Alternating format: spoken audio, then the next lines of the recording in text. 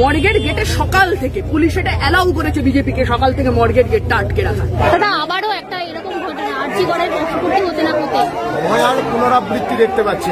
এটা স্পষ্ট যে কোনো একটা ফাউল প্লে করার চেষ্টা করছে পুলিশ।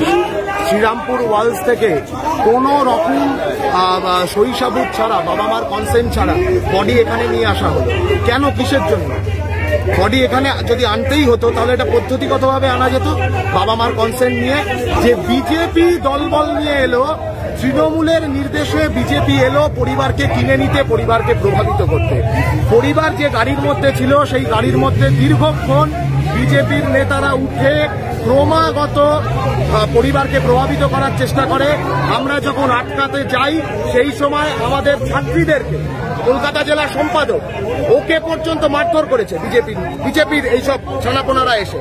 তৃণমূলের নির্দেশে বিজেপি এসেছিল পরিবারকে কেনবার জন্য, গাড়িতে উঠে পরিবারকে প্রভাবিত করবার চেষ্টা করেছে, টাকা পয়সার লোভ দেখানোর চেষ্টা করে। আমরা আটকাতে যাই, তখন হচ্ছে বিজেপির সাথে সংঘর্ষ হয়।